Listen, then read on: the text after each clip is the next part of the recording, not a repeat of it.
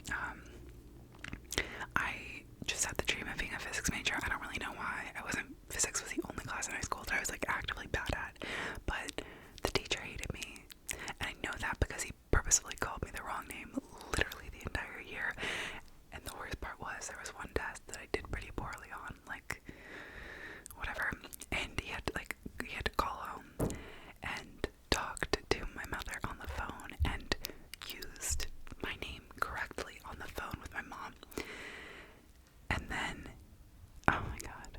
And then the next day, oh my god, hope they're all okay. And then I asked her when I got home, I was like, oh, isn't it funny? He thinks my name is different than what my name is. And she was like, no, he called you your name on the phone. And I was like, oh, weird. Next morning, same motherfucking shit. He calls me the wrong name. And I was like, and it was so bad that, like, my friends would say, like, that's not her name. And he just, like, never got it. Anyway, we didn't like each other. I was such a kiss ass in high school, but that was the one teacher whom I was just like, no thanks. It was my senior year. It was whatever. So in any case, yeah, I wanted to be a physics major, a bio major. I got to college. I took a fuck ton of math because I thought I had to.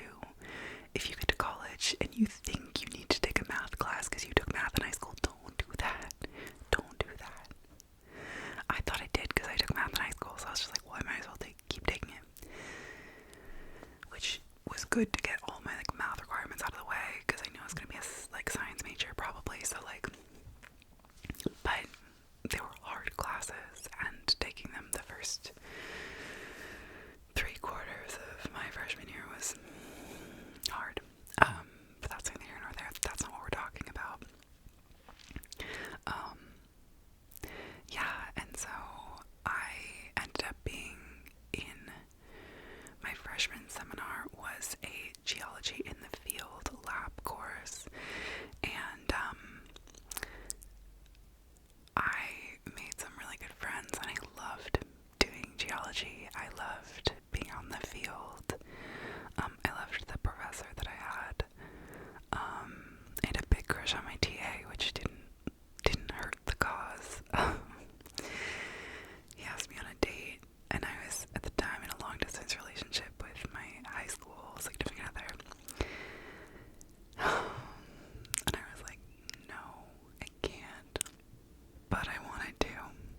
Anyway. Yeah. This is getting real sidetracked from my career, but in any event, I got my degree in geology. I loved geology. I love geology. I still do, for, like, the kind of interdisciplinary science. I mean, there's so many avenues you can go with it, and I really loved, in the program that I was in, there was so much field work. In bio and physics, I realized that it was just like sitting in a building and doing, like, modeling on a computer, or doing, like, titrations in a lab, and I was like, no, thank you, this is so terrible compared to, like, getting to go out and see rocks, like, in place, in the surrounding area in the Midwest. As you probably know, I grew up in the Pacific Northwest, so, beautiful scenery and mountains is kind of like a, you know, a guilty pleasure, you know, like, feel so lucky to have grown up around it, but I didn't realize that until I moved to the Midwest and was like, where the fuck are the mountains? Like, why is it just flat? And I came to learn that the Midwest is so beautiful in, like, its very own way, and I really, really loved living in the Midwest.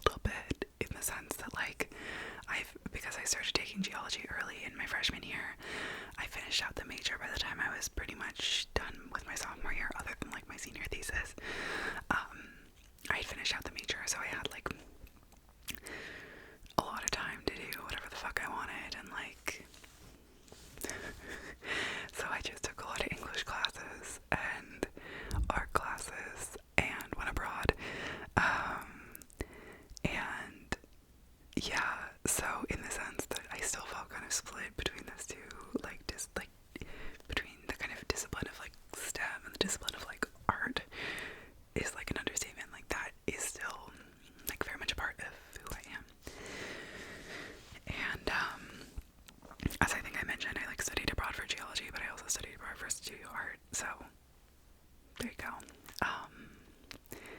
And also every summer between years of school, I worked at a summer camp for kids. Excuse me. It was a farm. I worked there since I was 14, and I worked there through the time I was 21, yeah. And I loved it. I've always loved working with kids, and I just think it's really fun. I feel like it's really rewarding. And so when I graduated college, I moved home back here, and I didn't plan on that. I had wanted to move somewhere else, but at the time I had a brain injury, so I didn't have a lot of options. And I got an internship working at a abortion access nonprofit. And damn, I thought that filming this at like 11 at night would mean that my neighbors would not be loud, and instead they've been like louder than they've ever been tonight. My neighbors were so quiet, but tonight they're kind of popping off. Oh, the trials and tribulations to film this video, I swear to God. If it gets up, that'll be a blessing. So,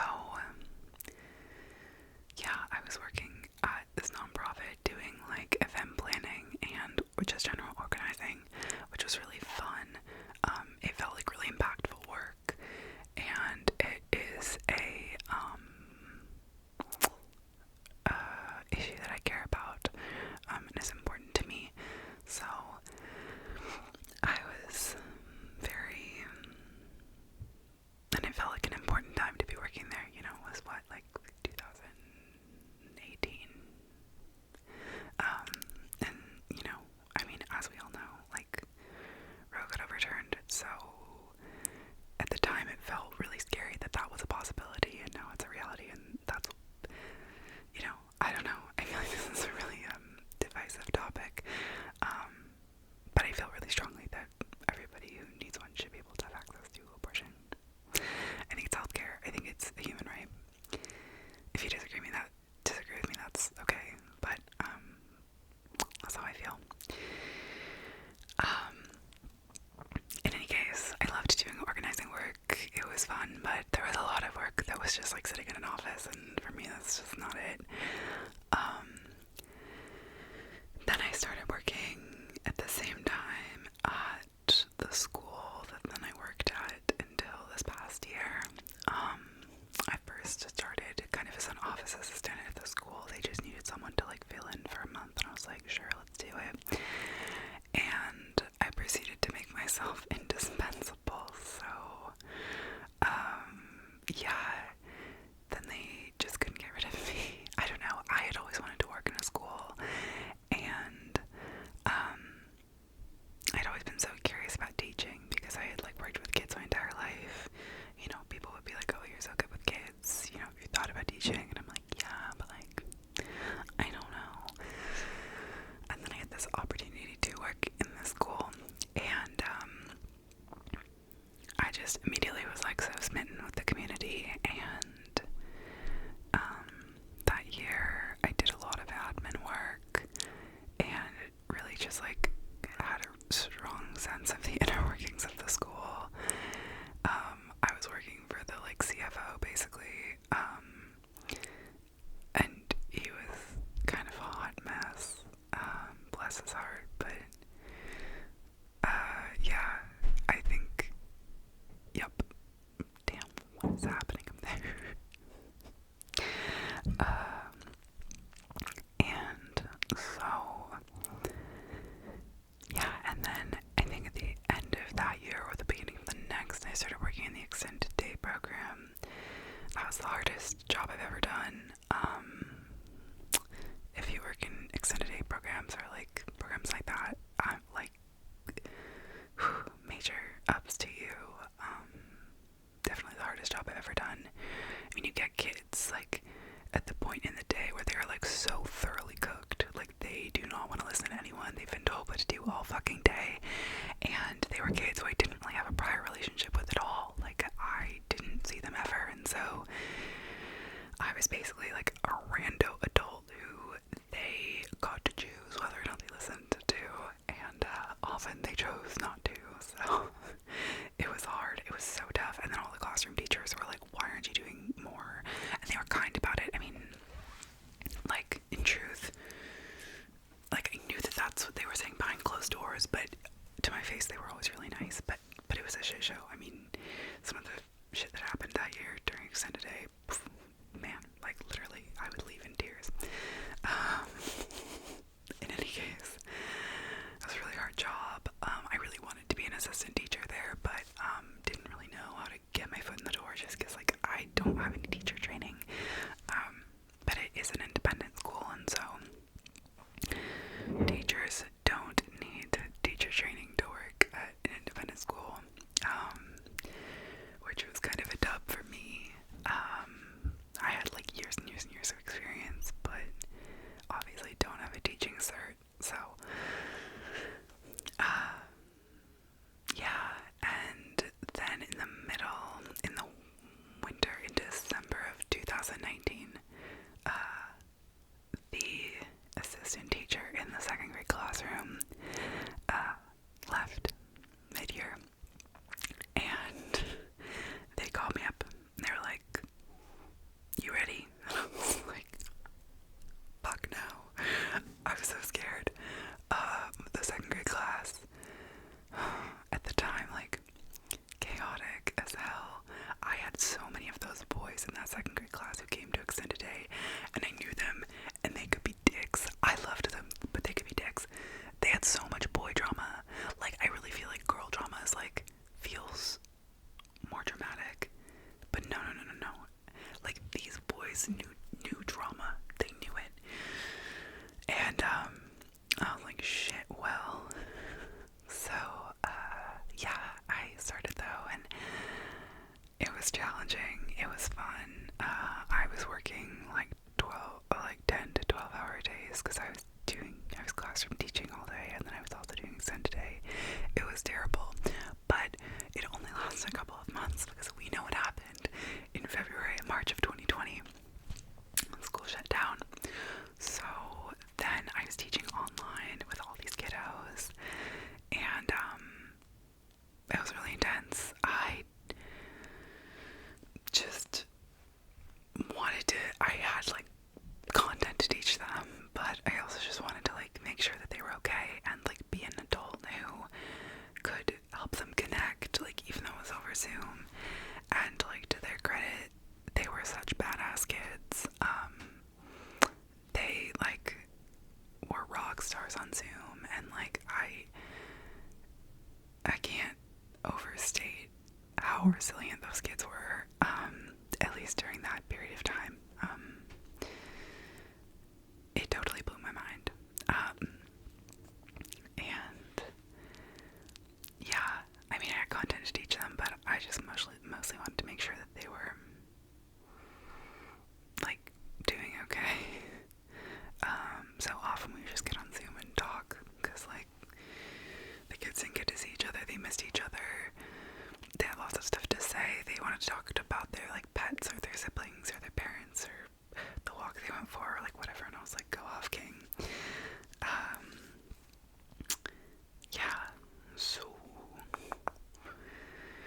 the next year I started co-teaching in kindergarten, which I loved. Kindergarten was fun, but personally I was just having a really rough time with my mental health, and realized about by October, November that like it just wasn't getting better, and I didn't know how to take care of myself. I just was having a lot of anxiety around COVID and around being in the classroom and teaching in person, and the things that the school was doing and the things that our students and families were doing, and the level of risk, and I am like already in a high risk, or I was already in like a high risk group, because I have asthma, like pretty bad. I just at the time felt like completely overwhelmed, truly, and I think that the weight of the pandemic was really catching up with me at that point. And so I made the really hard decision to go on leave from my job, and thankfully everyone was really supportive, which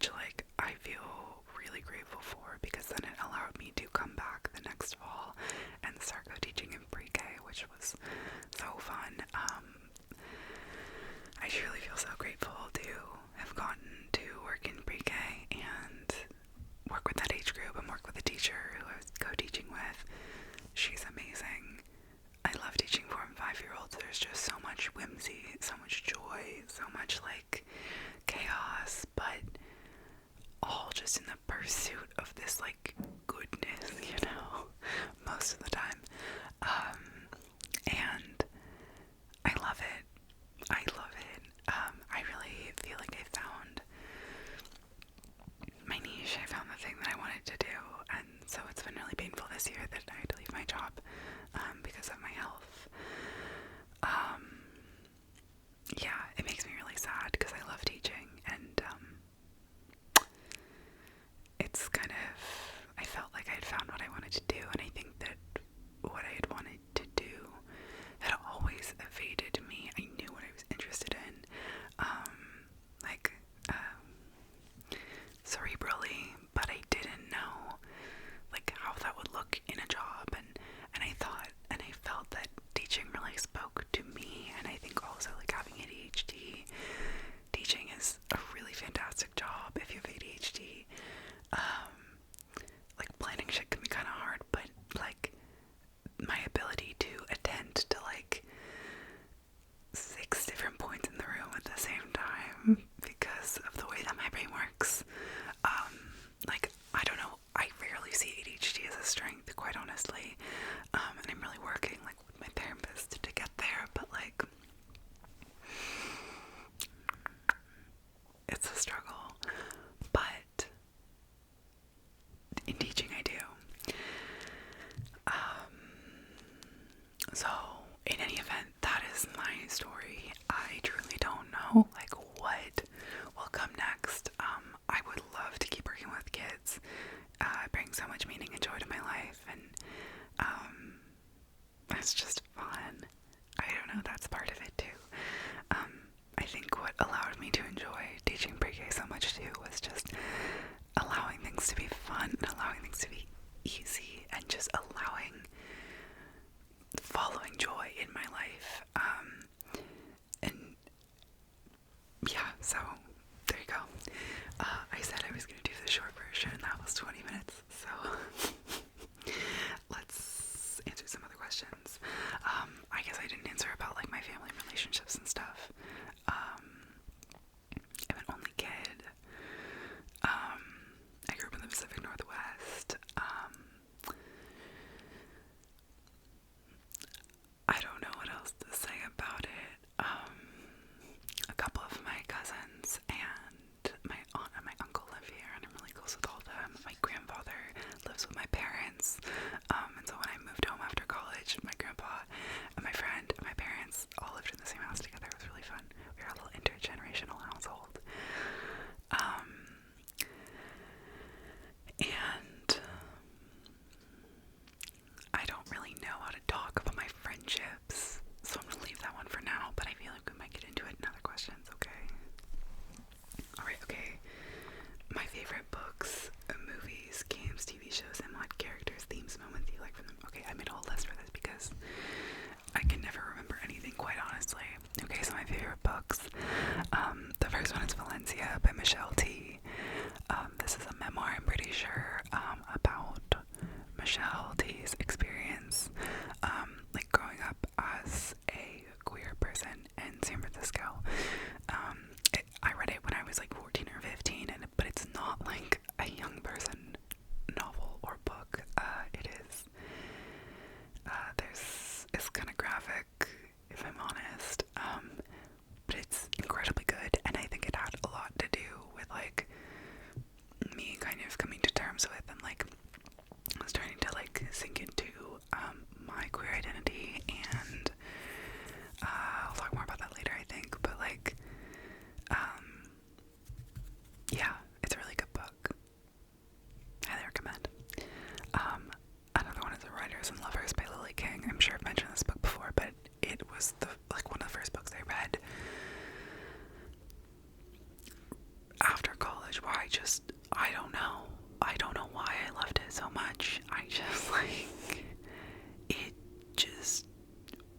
it reached into my soul and like took out that like juicy piece of like emotional intelligence and like emotional like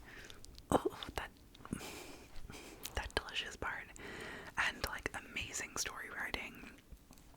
I don't know. I feel like it's not a very eloquent way to put it, but it's a novel.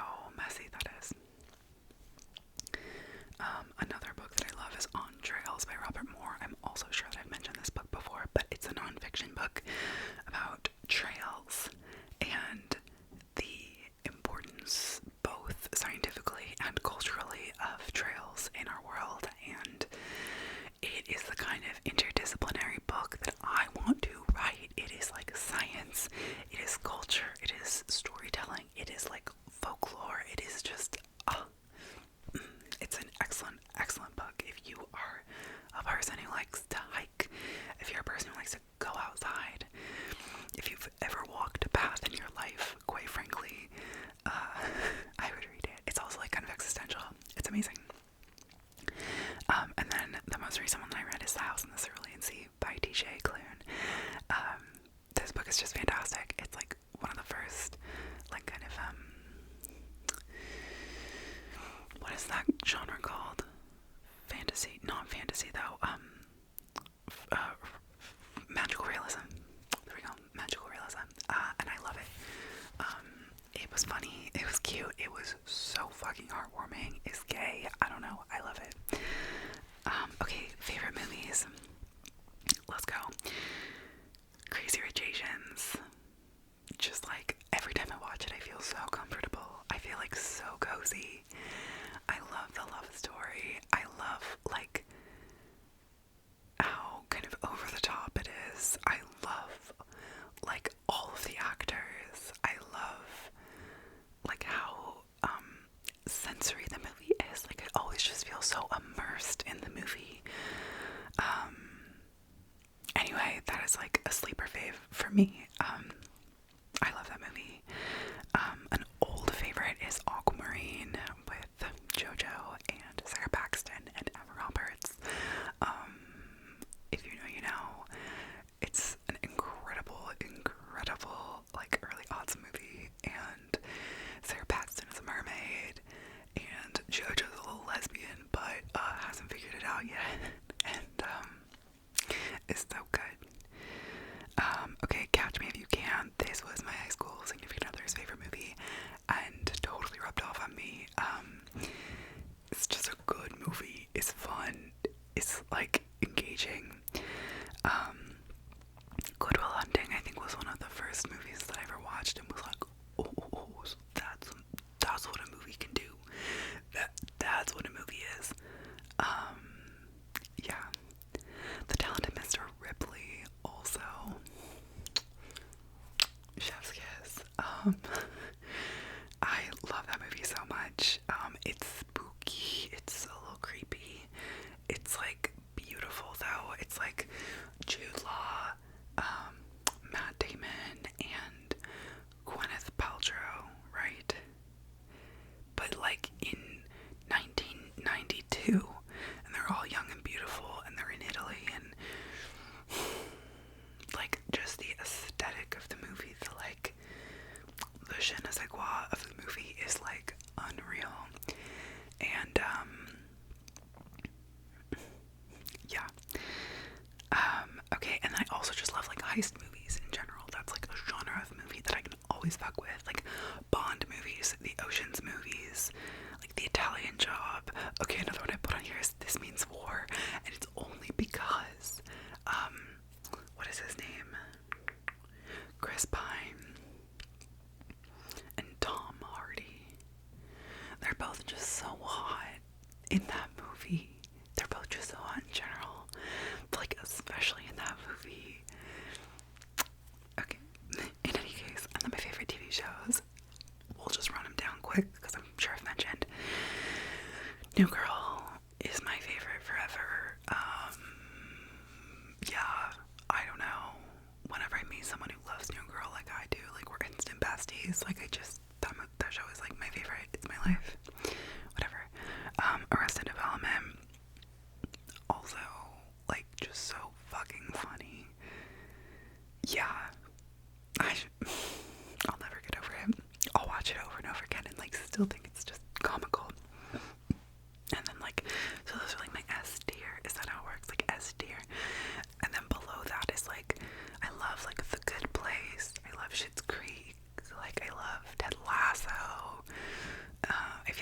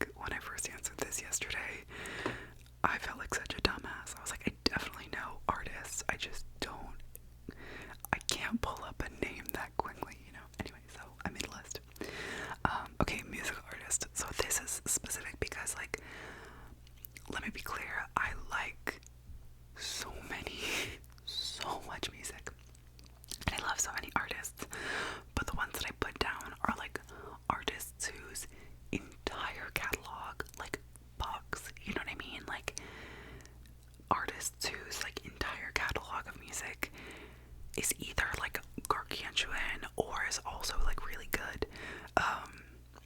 And so the musical artists, I specifically mean, like, their artistry, do you know what I mean? Like,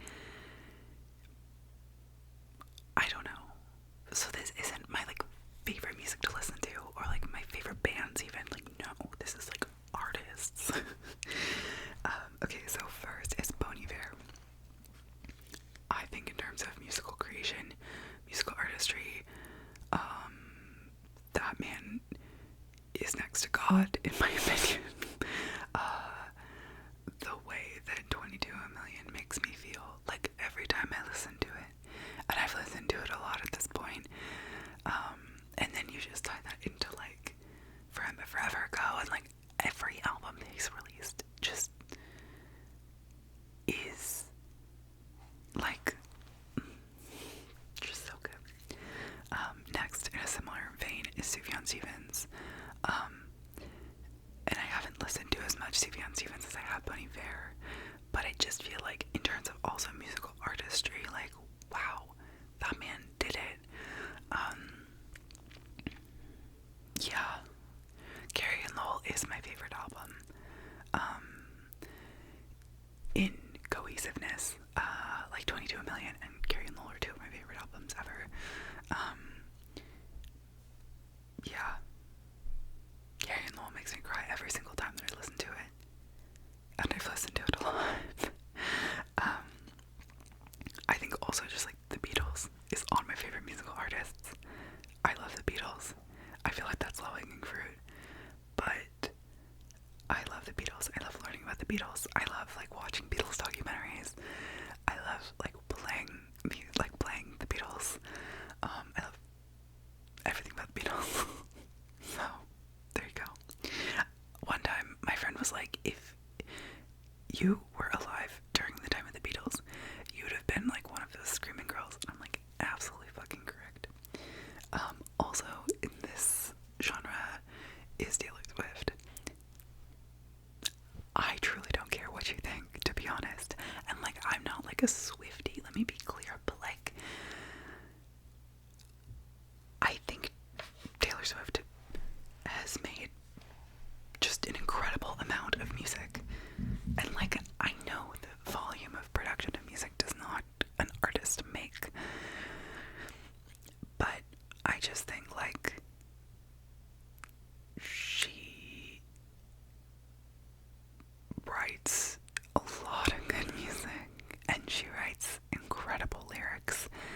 And I think the era of hating Taylor Swift for her being Taylor Swift is, like, I just feel like that's tired, you know? Like, anytime a man tells me that he doesn't like Taylor Swift, I'm like, no, like, I don't want to hear that. Like, try harder, because, like, in truth, like, even if, you know, fucking Teardrops on My Guitar doesn't appeal to you, like, I'm sure you could find something on Reputation, something on Folklore, something on Evermore, something on Midnights that would appeal to you. And, like, I just think, like, the span of genres that she has dipped her toe into is massive.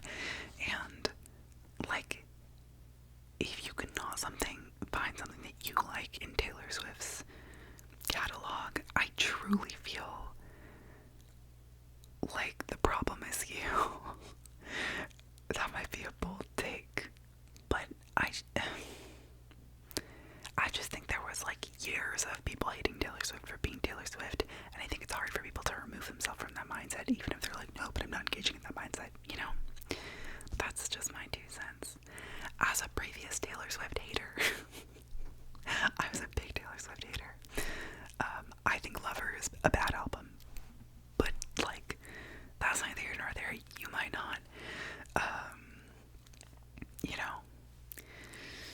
Yeah, those are my spicy takes. Okay, my favorite visual artists.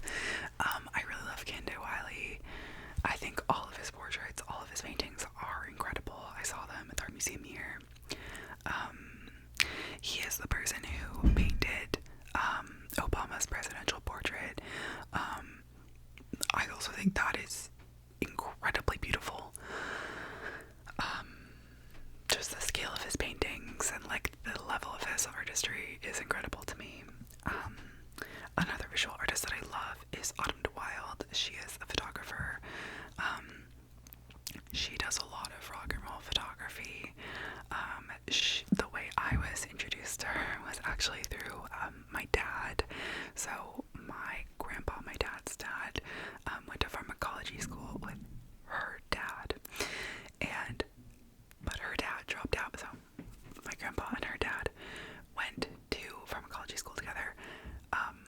Her dad, Jerry de Wilde, dropped out of pharmacology school, I'm pretty sure, and became a rock and roll photographer in the 60s. And so he is a family friend of mine, of my family's, and he's the coolest person that I've ever met, if I'm being honest. I was driving through California in my van a couple of years ago and ended up staying with him, and like, he was just showing me all of these photos, and you know, he and his wife are just amazing and whatever.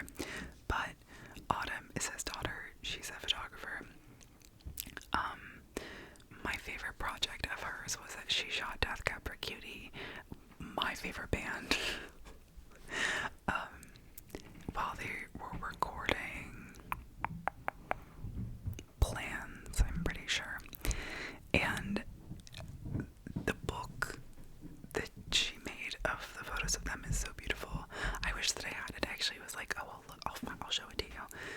But I'll find it. It's like a coffee table book. Maybe we could do like a little flip through of it together. It's an incredible book. And then, okay, my third is this guy whose name is Ragnar Kjartansson. Yeah, I'll like put his name in the description if I remember. But he is Icelandic. And I saw one of his installations at the SF MoMA. And it's basically like a video installation. It's called The Visitors, and there's 9 different screens here. I'll read to you about it because I copied the Wikipedia page, and I'll just read it. It says, The Visitors constitutes the performance of a song written by his ex-wife. The piece is displayed across 9 different screens, each featuring musicians or artists either by themselves or in groups in different rooms of a house or outside, performing simultaneously but separately. One screen features Kjartansson by himself. Others featured in the piece include friends of Kjartansson, both from the artist's native Reykjavik and elsewhere, as well as residents from the Rokeby farm where the piece was filmed. The piece is probably like an hour long, so it's like an hour-long song, and it is so beautiful, and it's amazing because it's on 9 screens, and each screen has its own speaker, so from each screen you hear the sound from the one room, if that makes sense. But all the rooms are clearly in this house, this Rokeby farm, which is in upstate New York, like in the, what is it called, in that valley, you know, in upstate New York, where like Bard College is. If you know, you know. If you know what it's called, let me know. But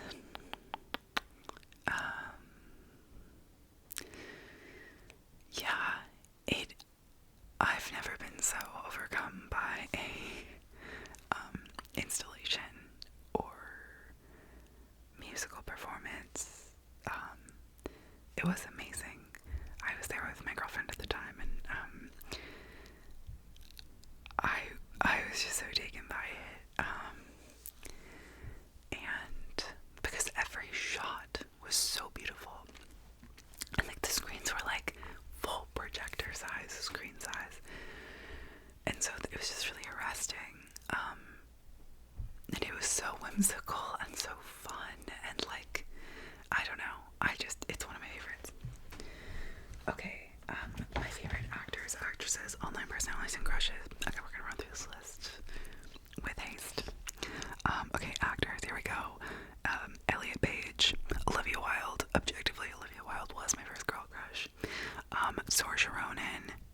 I just have the entire fucking cast of Little Women, of Greta Gerwig's Little Women.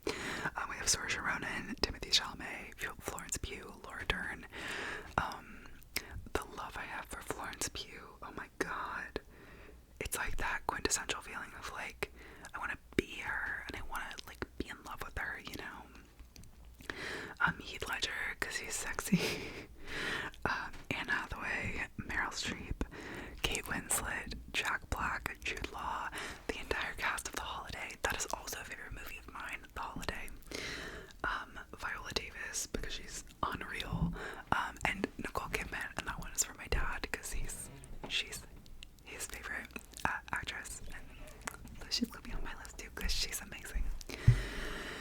Okay, then my favorite online personalities. These are just fucking the people that I follow on TikTok, so we'll just get into it. First is Sedona Prince, of TikTok lesbian and University of Oregon basketball fame. Love.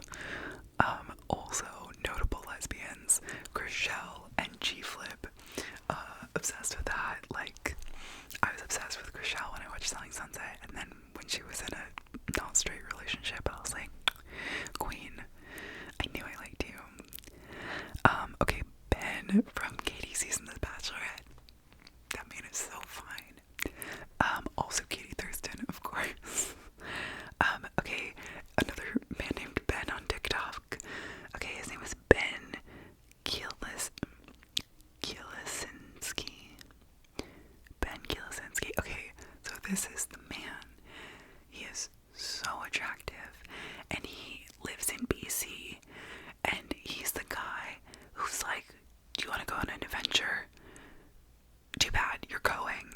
And he would do this, like, when I first became aware of it was early pandemic, and he would do this and like take you on this kind of virtual adventure of a place in BC, and it was impossible not to fall in love with him, but it also was like really wholesome. Like, he had this super gruff, like, Scorpio energy, if I'm honest, but like then it was clearly like so caring and loving, and I don't know, really fell in love with that man. Also Mary Skinner, another TikTok personality, not so in love with her, but just like love her vibe and like want to be her friend. She is just like, I feel like she just gives like girl energy, do you know what I mean? Like, she just seems like a homie. Like, I don't know, I just really like her. And then last but not least, we have Alison Roman.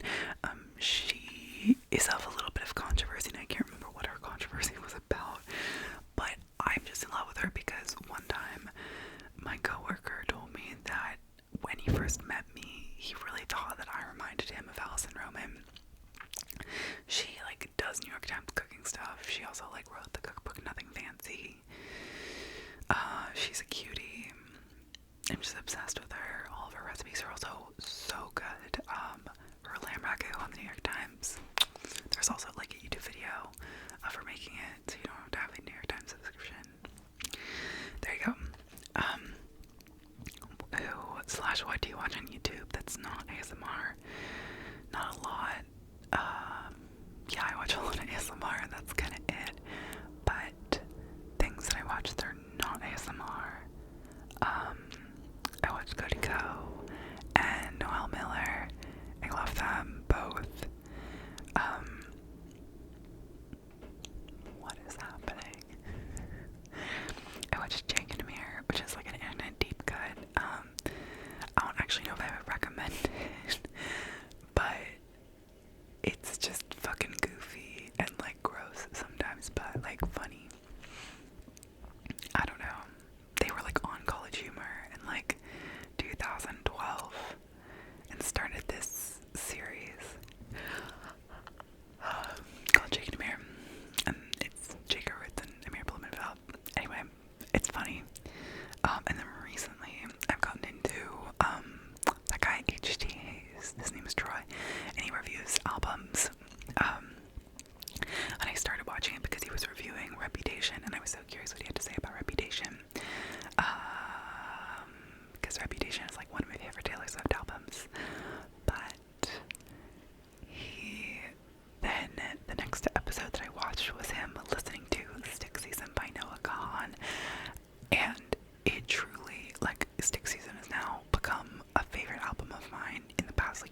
weeks since I watched this video.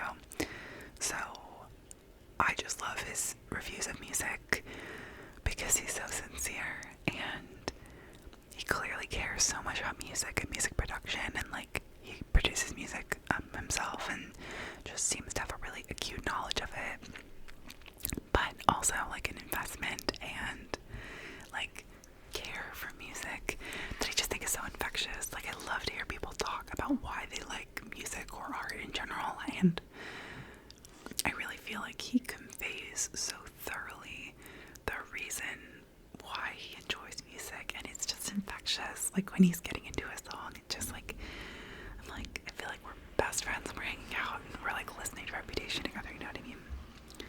Okay, and then my current favorite ASMR channels and triggers. I don't have a lot of favorite triggers. Like, I'm just a real whispery kind of girl. I love hearing about people's lives and like vlogs and like gossip and like random shit. Like, that's so interesting to me. I really love like cupped whispering. I feel like that is like cupped whispering, you know? I feel like that's like a good trigger that I like have gotten into recently, you know? But like, as long as someone is also telling me about the minutiae of their life, right? So my current faves, the people I've been listening to the most. Oh my god. And then I knocked over the mic. Someone take it away from me. Okay, current faves. Loud Lady ASMR. Love her. I mentioned her before. LydKid ASMR. I don't think I've mentioned her before. I am obsessed with just her energy. Oh, she's great. She lived in an RV with her partner, and they just bought a house together. They've got a little log cabin, and it's so cute, and she just posted a video of it, and I was so excited. Anyway, her voice is just really like crisp, and like her energy is really just super grounded, and I really like her. Also Laurel Dreams ASMR. I just love her drama videos. I love her Don't Worry Darling drama video, and also her new Hailey Bieber, Justin Bieber, Selena Gomez drama video. Incredible. I really like Mal's ASMR too. She's so sweet, and like, I don't know. She's so like laid back, and like, I don't know, she just feels like a really, like, she just gives like cool girl energy, and I love it. I love ASMR October. IYK. She just like always cracks me up, and like, I don't know how her video, I think that I am like the person who's viewed this video the most. Her cruise ship tips and tricks video. I've never been on a cruise. I don't have any plans to go on a cruise, and yet that video, the chokehold it has on me. Yeah. Okay, LullabyLeah's ASMR. I love her nails, and I love, like, she's so pretty, and I just, like, everything about her videos just feels really, like, really pretty. That feels really, like, basic to say, but, like, there's just really, like, smooth and, like, calm energy in her videos, and I just love it. I also love Astoria's ASMR. I just love all of her stories that she tells. Like, it's so interesting to me. I recently discovered, even though she's like a pretty big YouTuber, Nymfy ASMR. She just gives like Scorpio energy. I don't even know if she's a Scorpio. She gives water sign energy, at least, but I bet she's a Scorpio. And if you don't know this about me, I feel like this is like essential knowledge about me, but I love Scorpios.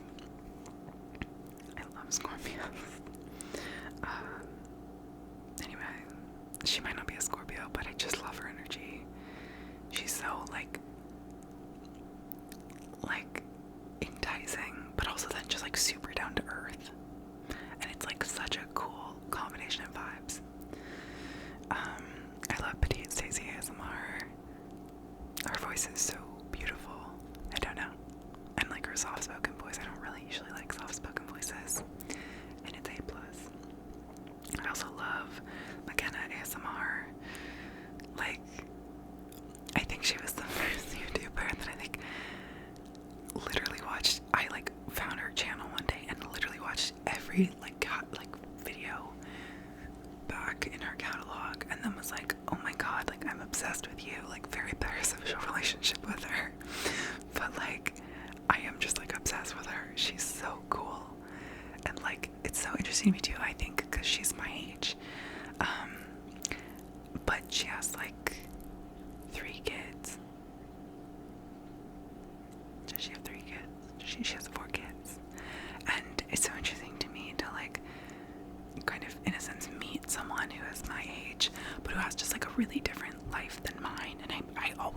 about that because, like, by the time that my mom was my age, like, she had me,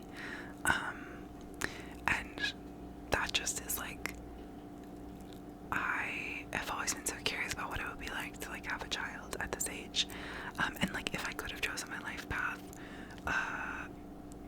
which I guess I can't, but, like, more so in the way of, like, having a serious partner younger and, like, having a kid, like, I think I would want to, because I really want my child to be able, or my children to, like, be able to have a relationship with my parents, because I can't wait for my parents to be grandparents, and, like, in any case, so, like, I think having kids younger would have been, like, fun. That was always my dream, to be, like, a fun young mom. I think my dream was, like, kind of to be Makena, if I'm honest. Like, she's just so cool. Anyway, and then my last one is ASMR with Genevieve Angelson. She's an actress, but she also has an ASMR channel, and it's so cool. I love hearing about her life. She's so interesting. I love the way that she talks about mental health and eating disorders and just, like, the complex matrix of being a human person in the world, because it's hard, and it's affirming in some ways to hear, like, a person who has a life that it seems that many people would want, right? Like, as kind of a known actress, also experiencing all the intricacies of being a human person, just like I do, you know. But she's just fucking cool. Okay, now we have a slew of questions that we're gonna be a little quick with. One thing I could take back in life.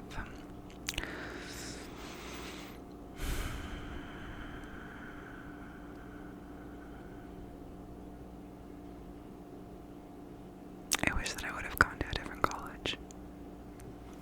That's a biggie. My dream vacation always has been the Maldives. I know it's fucking expensive. I know it's fucking bougie. I'm a tourist, what can I say? I just want to go anywhere warm, tropical, and where I can swim. Who's my best friend? She's my childhood best friend. She's the best person that I know. Yeah. I don't really know who is she. I'm not gonna say her name because, like, she has not said that it's chill. But she's a cool girl. Really like her a lot. It was her birthday yesterday. I think. Yesterday. Yeah. There we go. We get to be the same age for 2 months. My favorite food is poke or sushi or bread. I just love bread. I love, like, or croissants. Okay. Do I like to cook? Yeah, I don't do it very often. Like, I'm not good at the, like, planning, the executive functioning that gets me to cooking, but I do like cooking. But I'm kind of a perfectionist, so then also, like, I get stressed about whether it's gonna be good and, like, the whole thing, but I do like to cook. My best/worst memory. Honestly, I feel like my worst memory is, like, probably is intertwined in some ways with, like, trauma, and so I don't really want to get into that. But I will tell you some of my best memories, and almost all of them have been traveling. I think probably being in the high Himalayas was, like, peak, literally and memory-wise. I think also meeting my siblings when they were born, that was a really peak memory, if I'm being, like, cheesy like that, or not cheesy, just sincere. I'll never forget that, and, like, them being babies. Okay, beach or the mountain? Both. I said both will give me a mountain lake, which is true. Right now I'd rather be the beach. The mountains are snowy, but I would rather be the beach. But generally I love both of them. How many pillows do you use at night? 4. Any recurring dreams? None. Though I do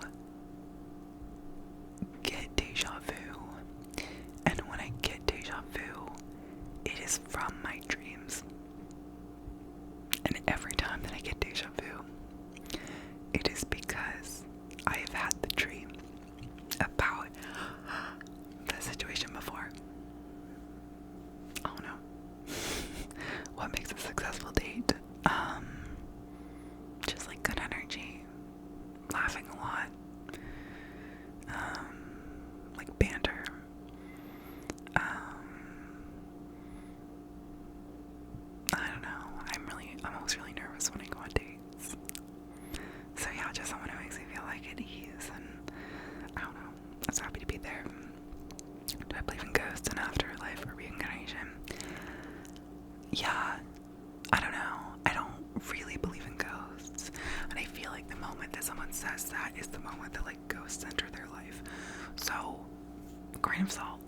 But I do believe in like spirits, and I believe in energy, and like I have the feeling often that the people who have died who are in my life are with me, like almost watching over me, but just will be there sometimes, and it's always a really amazing feeling. I just feel really like safe and protected, and so I don't know how that informs my beliefs about the afterlife or reincarnation, because that might just be my human experience. Might be my brain kind of filling in things that I feel, but you know, one of my favorite things that I've ever seen about an afterlife is, I'm sure that you've seen it, but I think it's on like Twitter is where I saw it, and they're like, I really hope that, you know, dying is kind of like when your parents you'd be at a party and you'd fall asleep at the party, and your parents would carry you to the next room, but you could still hear the party going on. And I was like, I really, really hope that that is what it's like too, you know? Okay. The question was, are you a bar mitzvah? I'm assuming that you mean, did I have a bar mitzvah? And then what was your haftorah? Do you remember it? I did not have a bar mitzvah. My family's not that Jewish, religiously. We didn't go to temple or anything, but a lot of my friends had bar and bar mitzvahs. I wanted to, but you know, neither of my parents were that religious. My dad actually has a story about how he went to Hebrew school growing up, and he never, I'm sorry, my voice keeps like a little bit soft-spokening, being soft-spoken. I'm really sorry if that's bugging you, but I'm feeling a little like trouble speaking. Yeah, my dad was gonna have his bar mitzvah, yeah, and he ended up not going through with it, and his parents were okay with it, but he had to tell us like Puppy and Zeta, and like I think it's really sweet to hear him tell the story, because he's like, I recognize looking back, like it must have really hurt them, or just been really hard for them that I didn't want to do my bar mitzvah, but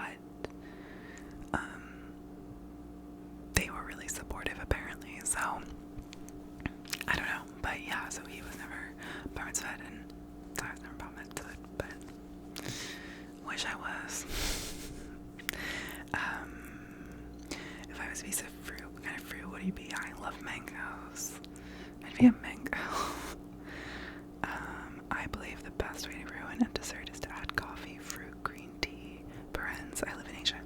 Or liquor. What do you say? What say you? I disagree. I love coffee in a dessert. I love fruit in a dessert. Though, if the dessert is just fruit, no, that's not dessert. That's a snack. I like green tea mochi, but I don't like other green tea things. I don't really like liquor and things that, like in desserts, generally. So I kind of agree with you there, but coffee in a dessert is like my jam. What's my go-to late night snack? Probably Oreos or goldfish. What drink do you order at a bar on a date or drink at home? I love a G&T. Yeah, any like gin-based cocktail, especially if it has like honey or lavender in it, like I'm a sucker for. But I love a G&T. I also drink rosé. I'll drink white wine, I'll drink red wine, but like a rosé is my jam or Remme, or like a cider. What are my goals in life? I want to have a family. I want to do something that I'm passionate about.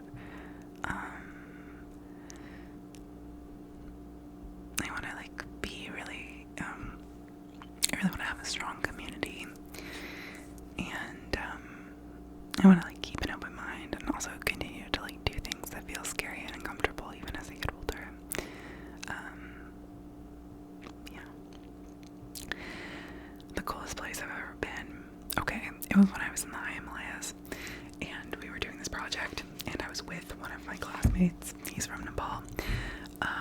His name's Yvette. He's amazing. I was in love with him when we were there. Anyway, sidebar. But we were doing this project, and I can't remember why, but we were like staying at this like tea house while we were trekking, which is like a place that you stay when you like trek in the Himalayas. And we'd stopped there, but for some reason we had to like hike up this big hill, and I was like under the weather. I was not doing well. I like had some food poisoning a couple days before, and I was just not feeling my best. Deepesh and I like walk up the hill for some reason. We had to hike up the hill. I ended up getting lost, but I ended up finding him up at the top of the hill in this village, in this tiny remote village in the high Himalayas. Like, so remarkable. It was like sunset. I had just gotten this beautiful scarf that was made of like yak wool or something. I was wearing it. It was like a little gold. Anyway, just a like colorful detail of the story. But we had to interview some of the people who lived in the village for our project, and Deepesh obviously spoke Nepali, and so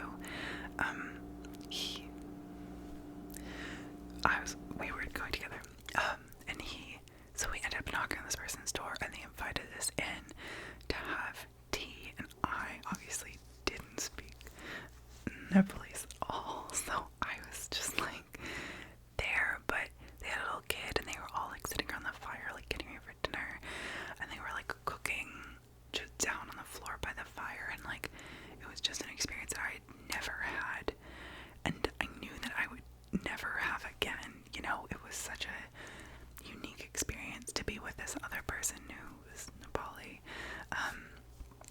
and be invited into these people's homes and like drink tea with them while we asked them like our questions for our project that we were doing. And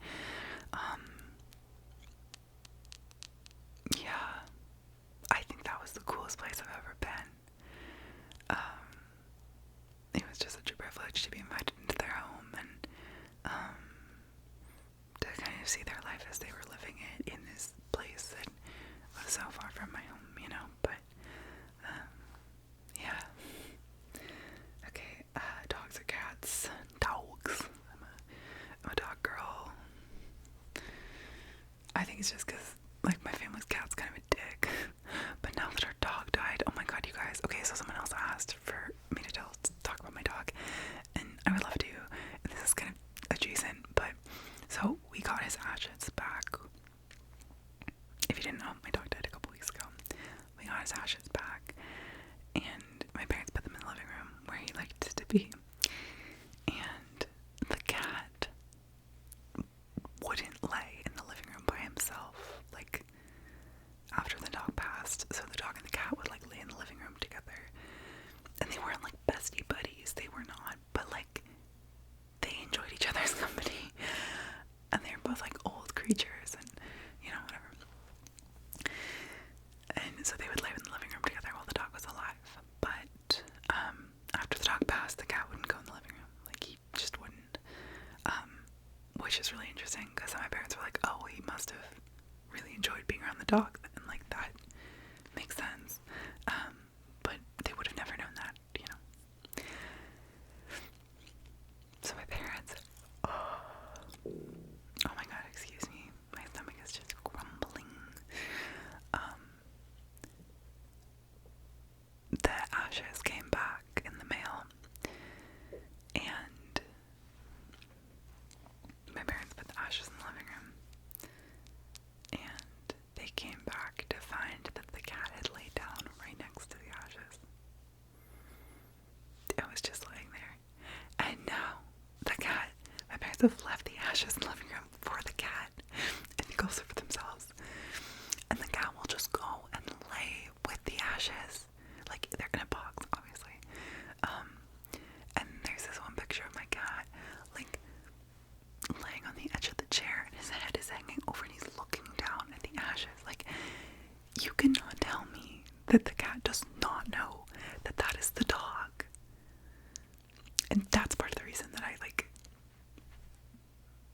belief in ghosts, the afterlife, reincarnation is like firm. Because like the cat knows. He knows. How would he know? So yeah. I don't know. Maybe I'll become a cat person now. Okay, how do you define success? I think success looks so different for everyone. For me, I think it just means like staying true to my values and staying true to myself. That's really corny, but I just think it's true. For me, I think it means listening to my inner voice. It means advocating for myself, and saying yes when I mean yes, and no when I mean no. I don't think success looks a certain way for me. It just involves like staying aligned with the person that I am and the person that I want to be. And also giving myself grace when I fall short of that, you know?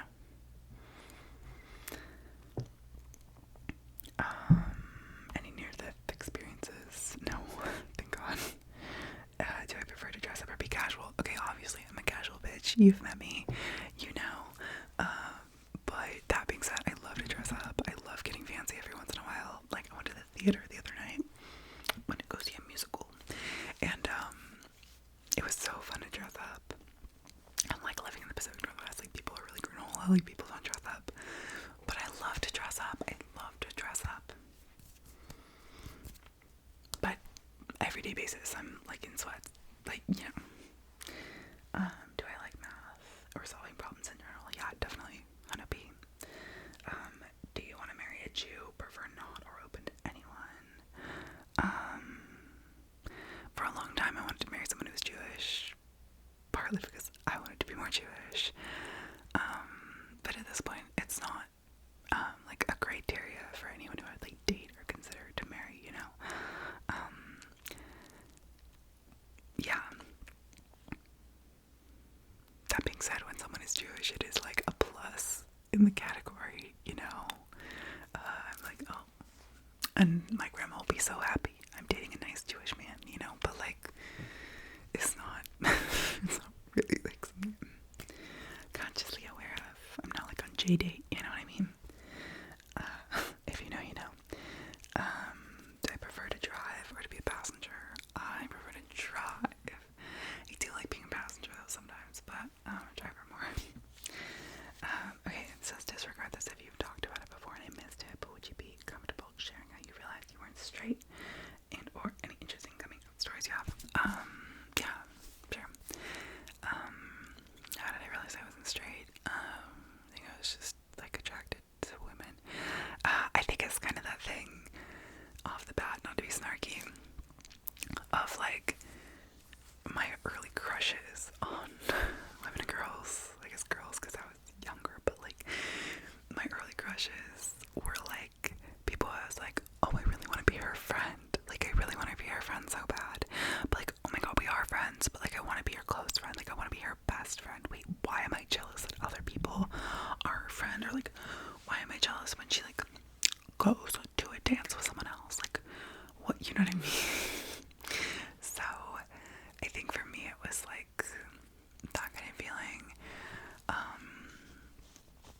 I think also like it kind of started in this almost like superficial way of like one of my friends in 8th grade told me that she had a crush on a girl, and I was like, I could do that, you know, and like that sounds superficial, and I mean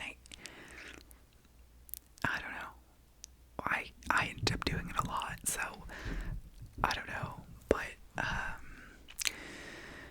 I would say like my coming out story, at least to like my family, was never like, and I feel really grateful for this, that my family and just the community that I exist in is like pretty progressive. So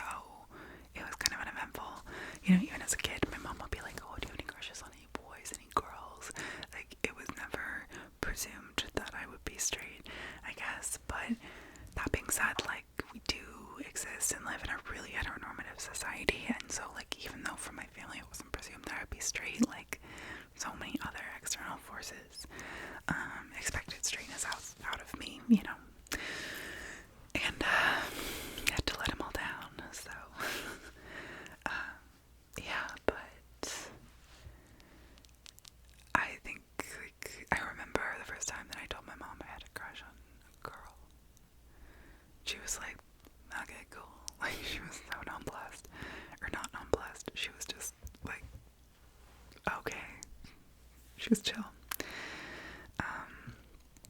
Yeah, and then my first significant other was, they're trans, but at the time they identified as a girl. And they've since transitioned, is what I'm trying to say, which is why I like hesitate a little bit in how to talk about them. But yeah, and I don't know, it was really sweet. Definitely had a lot of experiences though where people were like, "Oh, are you guys sisters?" And we were like, "No." So that was weird. Yeah, but that's that. I think as I live more of my life, you know, like living in a somewhat marginalized identity, but also existing in a lot of privileged identities as well, and also being fairly street passing, meaning I, like, from outside perspective, look like a straight girl. If a straight girl looks like anything, you know what I mean? I think that's all tied into, like, heteronormative culture, but, like, you know, there's just always more to learn, more to experience. I don't know, especially with men, if I'm honest. I think guys are often much, you know, I feel like women are generally pretty supportive, and I feel like some of my recent experiences with men have just been a little bit, like, of a bummer. I feel like that's kind of a can of worms, but I just mean in terms of, like, men's relationship to me not being straight, but if, like, they're interested in me, or if they were dating, or, like, things like that. It's just more complicated, which is weird, and hard. I don't know. Yeah. That's that. But, you know, that's the story. Okay, there are a jillion more questions. Okay, need to know favorite cryptid, favorite beverage, favorite podcast, favorite book trope, and most inexplicable thing you've ever seen. I didn't know what a cryptid was, so I had to Google it. But my favorite cryptid is Nessie. I'm a big Loch Ness Monster girly. My favorite beverage is an oat milk vanilla latte or water. I feel like water's basic, but I love water. I think it's tasty. My favorite podcast is Bingetopia. I'm sure I've talked about it before with Eliza McGlam and Julia Hava. It is so good. If you like shit that I talk about, I feel like you'd like that podcast. Like, it's good. They're hella funny and, like, girls on the internet, and I just love. And my favorite book trope is either, like, friends to lovers or enemies to lovers. Both are fantastic. And the most inexplicable thing I've ever seen. I don't know, in real life, like, I'm a pretty realistic girl, and so I don't know. I mean, knock on wood, I'm not sure that I, like, want to see inexplicable things. And I think everything that I've seen that's inexplicable, I've always, like, found a way to explain it, you know, so nothing sticks out for me in that way. Let's see, favorite OG ASMR creators and favorite newish creators. Okay, let me go through my OGs. LilyWhispers, obviously. GraceV and Matt's, obviously. Maria GentleWhispering, first ASMR video I ever watched. ThePeacefulWhisper, first, like, parasocial relationship I ever had with an ASMR creator. Literally, like, she was, like, my age, and creating content as a teenager, and I was, like, watching that content and just being like, oh my god, we're besties. Like, not actual parasocial relationship, but definitely, like, I just was, like, so enamored with her life, if that makes sense. ADreamBeam, if you know, you know. I think she might still make content. In any case, I recently just rewatched her channel, or, like, found them up for videos and rewatched them. And I love.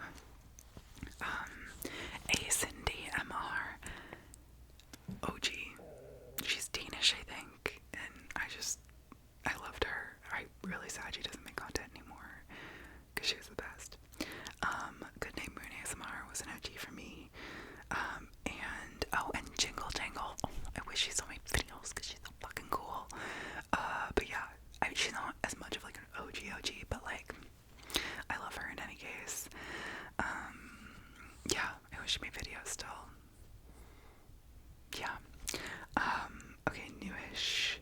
Favorite ASMR creators. This is different from my recent favorites. But some of my newer faves are like, that are falling into the category of like, yeah, whatever, of like newer OGs, if that makes sense. I know that that's not really what an OG is, but you know what I'm saying. Remme ASMR. They love every story. I love her series where she talks about falling in love. Holy fuck. Like, the storytelling, the way that, like, all of that imagery is just, like, seeped into my mind. I love her. TStarASMR, her whisper rambles. I just feel like I'm hanging out with a friend. Yeah. She's such a sweetheart. Sunnydays. I think she used to be Sunny ASMR, but now she's Sunnydays. I think now she makes maybe like more vloggy book content, but she used to make ASMR videos, and I think they're still up on her channel. I love her. Her energy is amazing. She's so cute. Like, I like truly have a really big crush on her. So, Sunnydays, if you're out there, what up? Sarah ASMR. I also just love her. Also just gives like really amazing friend vibes, you know. I'm just like, oh, like, I feel like we're just hanging out. Remme ASMR. Her voice is so beautiful, and she's so beautiful, and I just like, I love her. Pearls ASMR. Oh god, like, her aesthetic is amazing, and just, I love the stories that she tells, and I love her voice and everything. Makena ASMR is also on this list. Whatever, she's great. ASMR Yvette, I don't think she makes videos anymore, and I'm really bummed because I really liked her, but I loved all of her like astrology content, and kind of like mystic content. I learned so much from her. I just liked her energy. And ASMR Faye, she's been making videos for a while, and I think she just recently started making videos again. But I love her videos, and I feel like I'm just saying I love her videos, and I love her energy for like every single person, but it's true. Yeah. Okay. Favorite comfort character? Jess from New Girl, or Nick. Jess or Nick, either or Winston. Najman, but either of those three. Are you spiritual, and in what ways do you practice? Yeah.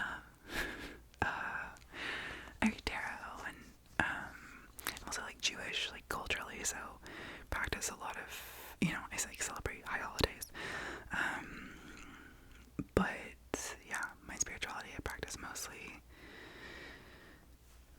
with tarot. But yeah,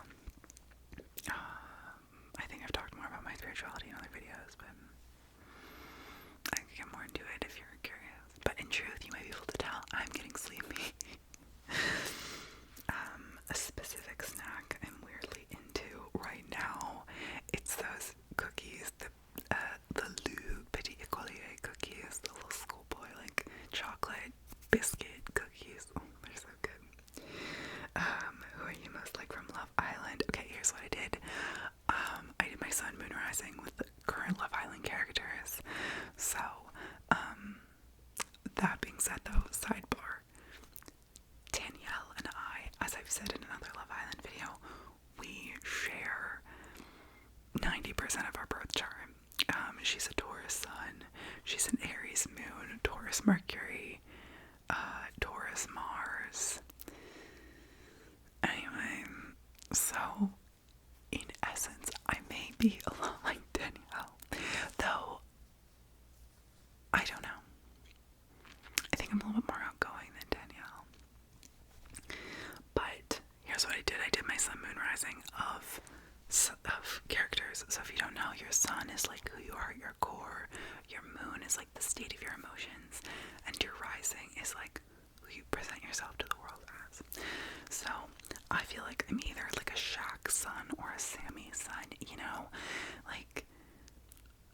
just feel like I'm like low drama, kind of chill, friendly, but like not mad extroverted. I feel like potentially a little bit more of a Shaq son, just because like I really feel like he stands up for what's right, and I feel like that's a pretty intrinsic part of who I am too, that like I'm not like in people's business in a dramatic way, but I don't like also stand for people bullshitting. Like that's not chill with me. But yeah. And then I definitely am an Olivia Moon. Holy hell. I'm getting so pissed off by Olivia. At this point in where I am in the show. I loved her early on, but I just feel like she's so volatile and she's so like needing attention, and these are things that I like not loving about her, but I do also think those are like emotional qualities in me. Like I am a little bit insecure emotionally and like do often lash out. Like I'm an Aries moon, so I like, am very fiery. I have a really strong sense of like I need to fight for what's right, like emotionally, like very high energy. So Olivia Moon, and then I think I'm like Alana rising. I think I'm a Cancer rising IRL. I just feel like I'm like a nice girl. Like I'm a girl's girl. Like I'm like friends with everyone, and like I'm chill, like low drama. Like do I kind of sometimes like pursue things that are not in my best interest? Like yeah, sometimes I do. But you know, that's just how it goes. Okay, what should my next tattoo be? Don't ask me that question. That is a you decision. But if I was gonna give you advice, I'd say like anything like floral or like foliage, or like, you know what I mean? I think those tattoos are always pretty. Don't get words on your body unless you're like really committed to it. That being said, I met this girl this weekend who had like Harry Styles lyrics tattooed right on like her collarbone, and they were so pretty. So like it kind of changed my mind about how I feel about word tattoos. Yeah, or like constellations, like those always look pretty. Anything that's kind of like astronomy based, to me, I think is pretty.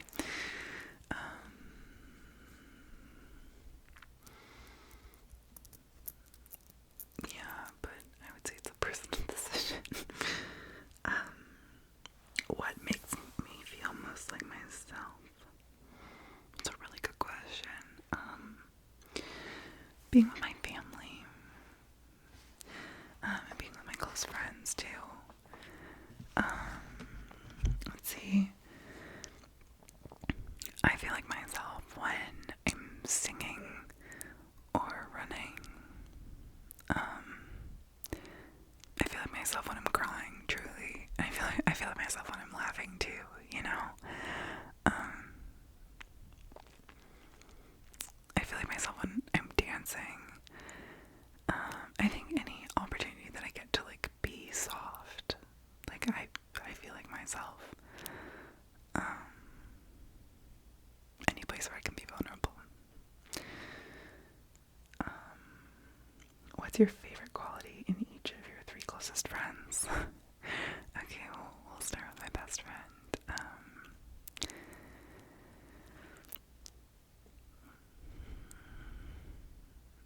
I think I've mentioned it, but she's so fucking funny. And I just know that she would like show up anywhere for me. And I would do the same for her. I think the thing that my favorite quality in her though is like that she feels like a part of me and I feel like a part of her, and I think that's the thing of being friends since we were babies, is that like it kind of transcends, even like it transcends friendship, and I feel like it almost transcends for family as well. Like there's a way that we're intertwined that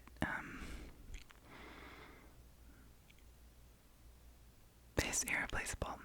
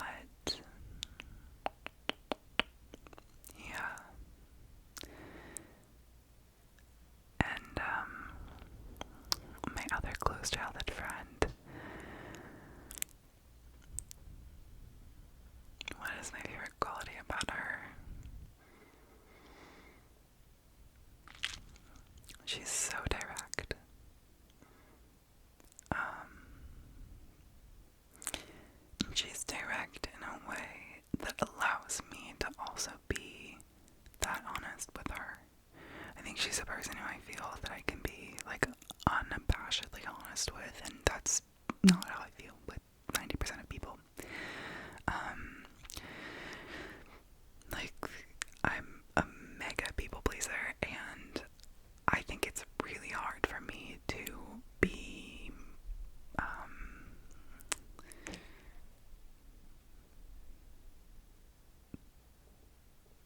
completely direct about how I feel.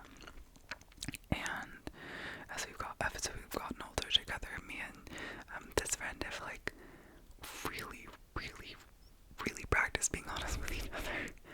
And it's been so scary, and it's been so rewarding. And it's been really hard. Right now, we're kind of in a period where we're not so close. You know, but she's also a person who can sit with me in really dark and hard places, and I really trust her to do that, and I think that that's something that comes with the honesty that we share in our friendship. And so, you know, she remains a close friend, even though right now we're not super close. And then another question about recurring dreams, and no, but I get deja vu, but they're from my dreams. Fucking weird. Anyway. Also, what kind of pretend did you tend to play as a kid? I really loved, like, dolls and, like, Barbie dolls. I had all these Barbies from when my mom was a kid. And so I often, like, played Barbies and dolls.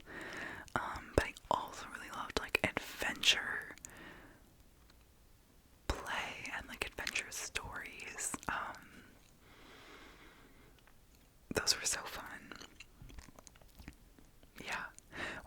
Two of my very close friends, as kids, we would just, like, roam their neighborhood, which I didn't get to do at home because I was, like, an only kid, and, like, I don't know, my parents were, like, a little helicopter-y, you know what I mean?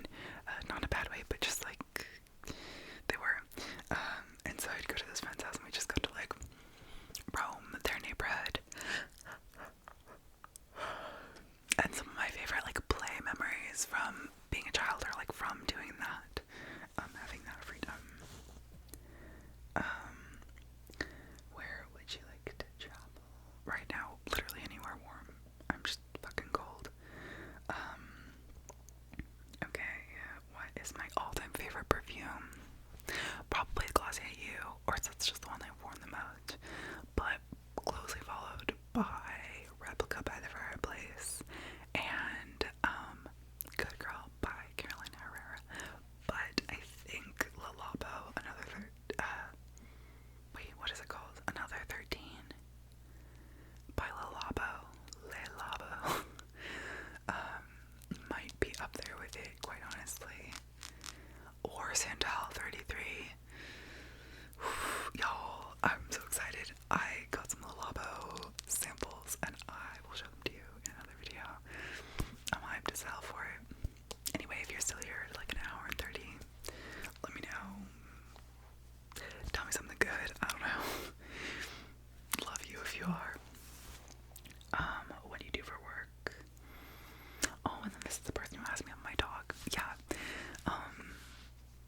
Yeah, he's the best. I don't know, I feel like I've talked about him a little bit, but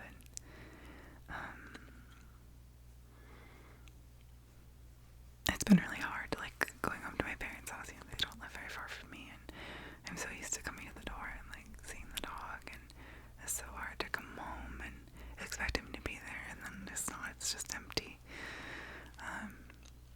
But I loved walking with him, especially during the early pandemic, when it just felt like the world was getting this, like, almost, like, untamed place, you know? And I would be out with him in the world, and I totally forgot, actually, until just now, that, like, a lot of the parks and, like, walking areas and all those things around me were, like, not, the parks department was not coming out to them. Excuse me. The parks department was not coming out to them and, like, mowing them, so they were just, like, very, like, deep grass, and, like, I don't know, but I remember going out with my dog, and going out on walks, and almost, like, feeling like I was in, like, a fantasy, like a YA fantasy novel, and I was the protagonist, and I was, like, with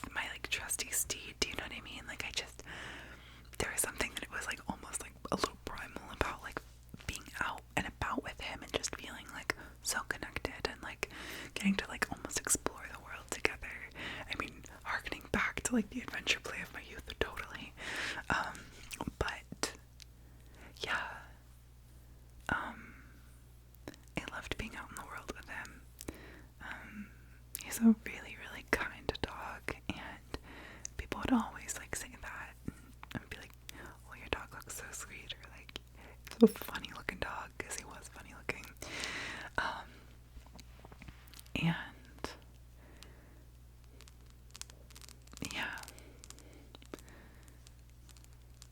but I miss him being in my bed. You know, he was like, I was watching ECA the other day, and you know that part of ECA, another favorite movie of mine, where Emma, what is her name, Emma Stone, is in her bedroom, and she gets that card that's like, I got a bucket full of sunshine, and she's like singing along with it, and it's the whole montage of what happens on her weekend, which when I watched it, I was like, oh, that's literally just my weekends in high school. But her like painting her dog's toenails, and her dog just always being on her bed, and even that just like sent this little bang into my heart of like, in high school my dog was always on my bed, and like he was always there, and you know, I like went through probably one of the more traumatic periods of my life when I was in high school. My mom was really, really ill, and it was really scary, and you know, I think my dog was always there, and he was, you know, when my parents couldn't be there for me, like he was like my constant comfort, you know, and yeah, so he's a really important creature in my life. And anyway, thank you for asking. Let's see, are there any more questions? I'm sure there are ones that I didn't get to. There's one person, I don't remember their name, but they asked so many questions and they were all really good, and I didn't answer all of them, and I feel really bad. Let's see. What kind of music do I listen to? Literally everything. Faves right now. Noah Kahan, as I said. Brianna, The Smiths. I've been getting into EDM, because my friends are into EDM, and we've been going to shows, and that's like fun. It's real dancey, and but the vibe, the people at EDM shows are the nicest fucking people. I've been to so many different kinds of shows, and like people at EDM shows, like I know a lot of them are on Molly. I know that that's why they're nice, but like it's not just that. Like the people who are sober are also fucking nice, you know. Yeah, I love Taylor Swift. I love Lake Street Dive. Love Death Cab for Cutie. I love the Decemberists. I love like Nico Case and the Chicks and Fiona Apple, and I don't even know. I feel like I'll never name every artist that I love, so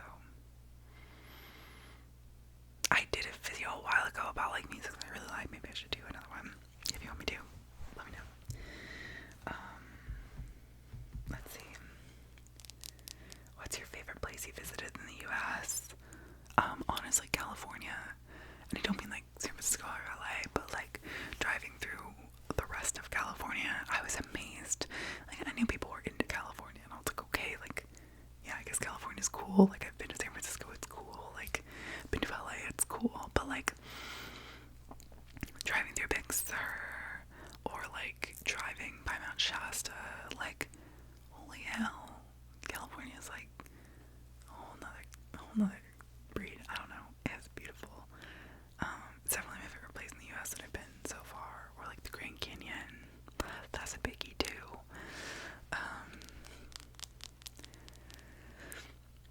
Yeah. Or the first time that I saw the Great Lakes, that was kind of staggering. I didn't realize they were that big. I know that sounds dumb. But it's what I thought. My favorite place in the world is the next question. Which is probably like Nepal or Croatia. I went to Croatia after I graduated high school, and it was so beautiful,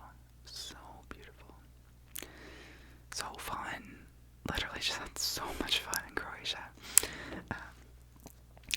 What is your favorite Starburst flavor? Orange. Let's see.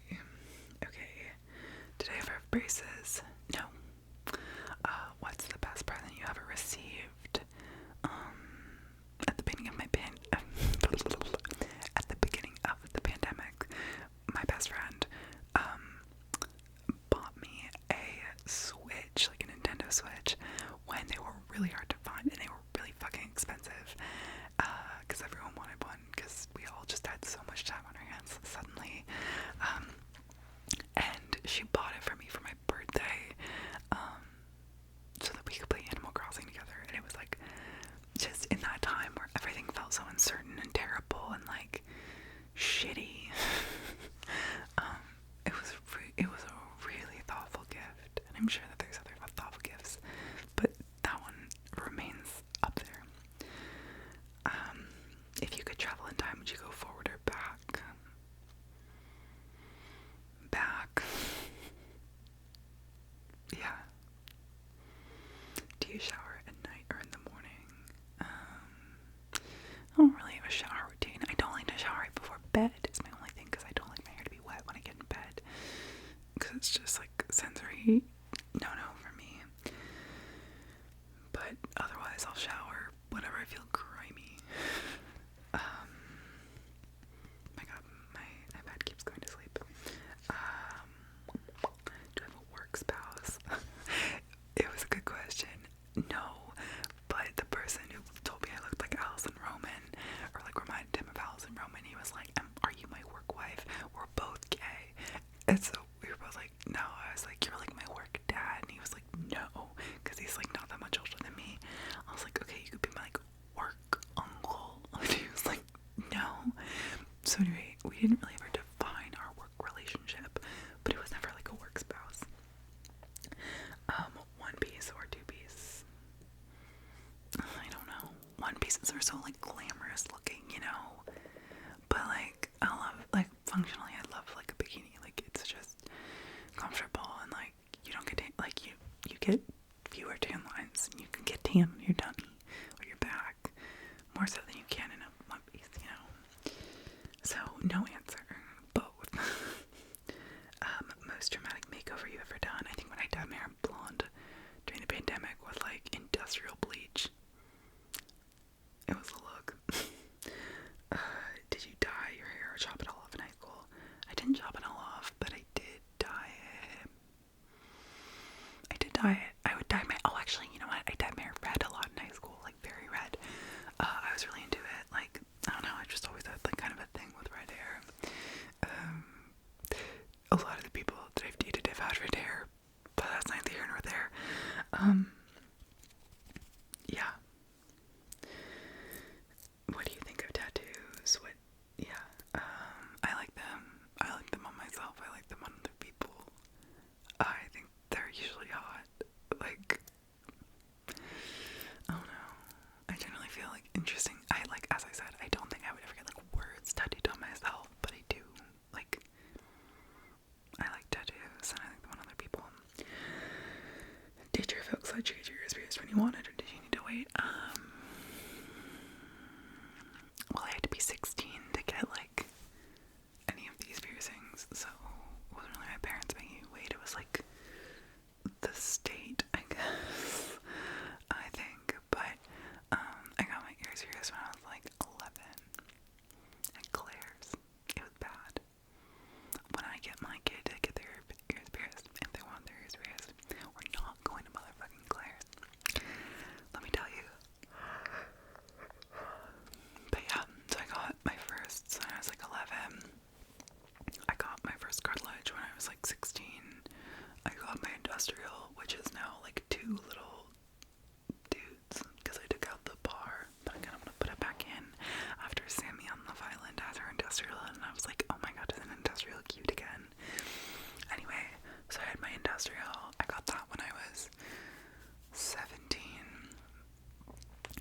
My parents were really supportive of me getting whatever piercings I wanted, but I had to pay for them, and piercings are expensive, so that was kind of the prohibiting factor. And then I got my nose pierced when I was 18. I've had it for so long, damn. Okay. Yeah, I got my nose pierced when I was 18, and then I got my seconds, which I don't wear very often, but my second piercings when I was like 22. So, there you go. Silver or gold colored jewelry. I used to be a silver girl. I like gold more now, but you know, my nose ring is silver, so I don't know, I mix metals all the time. When did you know you wanted to become a teacher? Do you have a secret favorite student? Were you a good student? Have you thanked or apologized to your teachers knowing what you know now? Oh, that's a good question. I think I kind of talked about when I knew I wanted to be a teacher and like how that came about, but yeah, definitely have favorite students. Like, come on. Not that I don't know. I mean, there's definitely students who are also, like, I know it's gonna be like, well, I don't have secret, not favorite students, but, like, I don't know.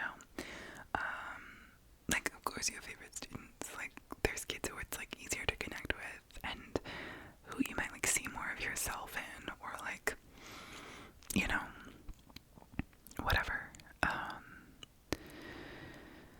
And, like, I think, like, every teacher that I've worked with, and I think has, like, taught me, like, that, you know, like, yeah, you can absolutely favorite students, but, like, your students, like, can't know about that, right? Like, that's not chill. And so, yeah, but I don't know.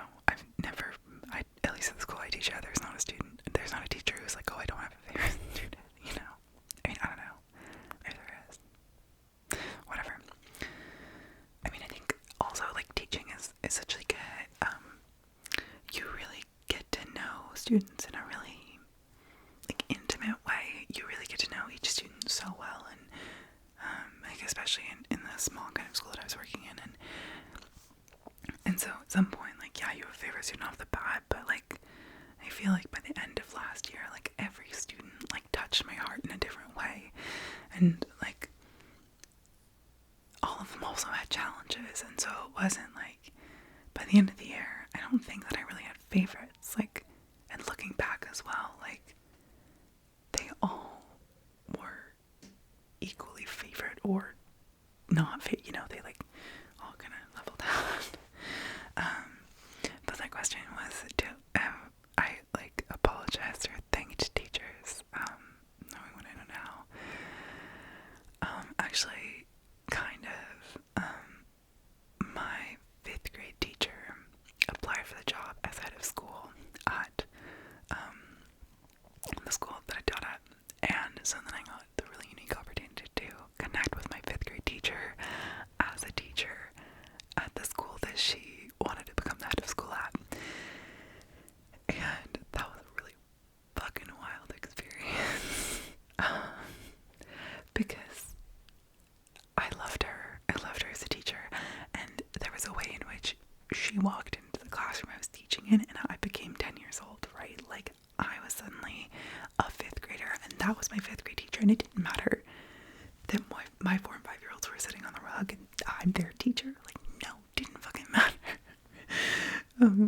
So, like, in a sense, she and I got to connect again, which was really, really special. And anyway, but that is a good thought.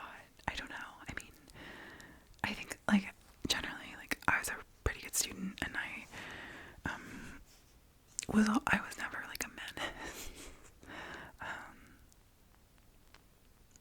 You know, I was always kind of a kiss ass, if I'm honest, and so I don't really think there were teachers I needed to, like, apologize to, because I was, you know, a pleasure to have in class. But I do think so much more about my teachers that I had, and, like, their experience of teaching me and teaching other students that I went to school with, and all of that. So it's a really thoughtful question. Let's see. Am I gonna make it through all these questions? I think I fucking might. Were you ever in a school play? Yeah, in elementary school you had to be. It was really fun. And she went every year of elementary school. In 4th and 5th grade we did Shakespeare plays, which was really fun. We did Much Ado About Nothing and Winter's Tale. I loved acting. I loved being the center of attention, which is funny because I didn't love being the center of attention in any other way, you know, throughout elementary school and middle school and high school generally. Then in middle school I was in the musical. We did Willy Wonka. I was Grandma Josephine because I wasn't there the day that there were the dancing auditions, and so they gave me one of the only roles where there was absolutely no dancing, which is great because, like, I'm not a good, like, dancer, you know what I mean? Like, I love to dance at a party, at a club, at a rave, whatever, but tell me, like, steps to do, and I'm like, nah, I've never known anything. And then I was also, like, in the musicals in high school, but I kind of stopped doing that when I started doing more sports because it was just, like, a lot of time. Karaoke, yes or no? Yeah, fuck it up. I love karaoke. Am I good at it? Not really, but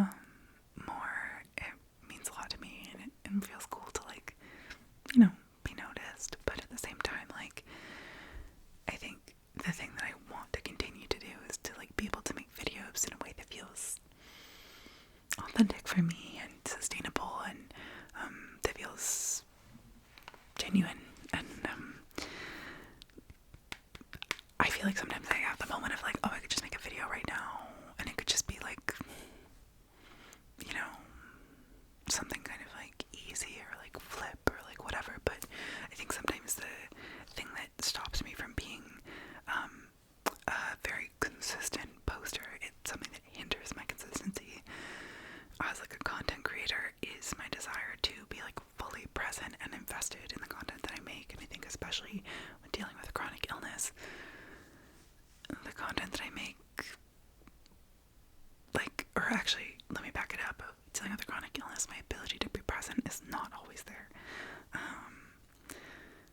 And that makes it so that I need to make the decision of, like, am I gonna make a video where I'm kind of checked out, or am I gonna, like, wait until I feel better, but know that it's, like, you know, affecting, in some ways, like, the way that my content gets viewed, right? Because the algorithm, like, are you allowed to talk about that on YouTube? Like, I mean, it benefits people who post really consistently, and, like, in times where I'm posting really frequently, my channel grows, more, and when I don't, it doesn't, but I feel more committed to the presence and the, like, authenticity of posting when I feel present and like myself, versus the desire to grow my channel and like post for growth, if that makes sense.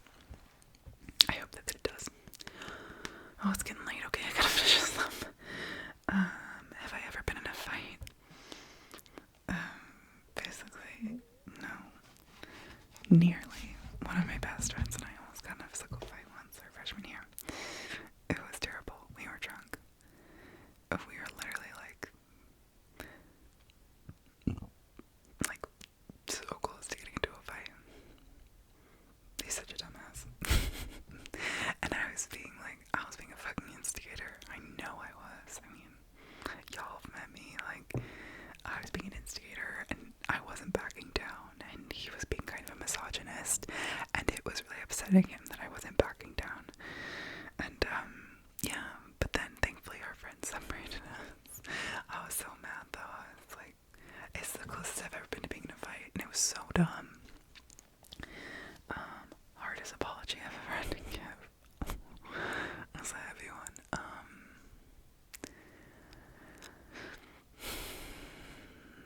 When I started dating my significant other in high school, they had been dating a very good friend of mine before that, and they broke up with that good friend of mine to date me.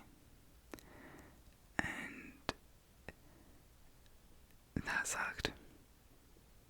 It was really shitty, and it's something that I feel to this day really embarrassed about, because I wasn't a good friend to my friend. Yeah, and I was a teenager, but that doesn't, like, make it chill or okay. And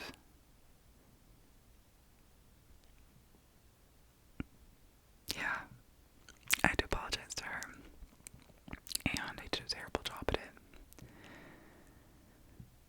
because I apologized for the fact that they broke up, but what I should have apologized for was for being a bad friend. But, you know, I wasn't really old enough yet to own that. I wasn't, like, secure enough to own that. Yeah. I think that was the hardest apology I've ever had to give. It was tough.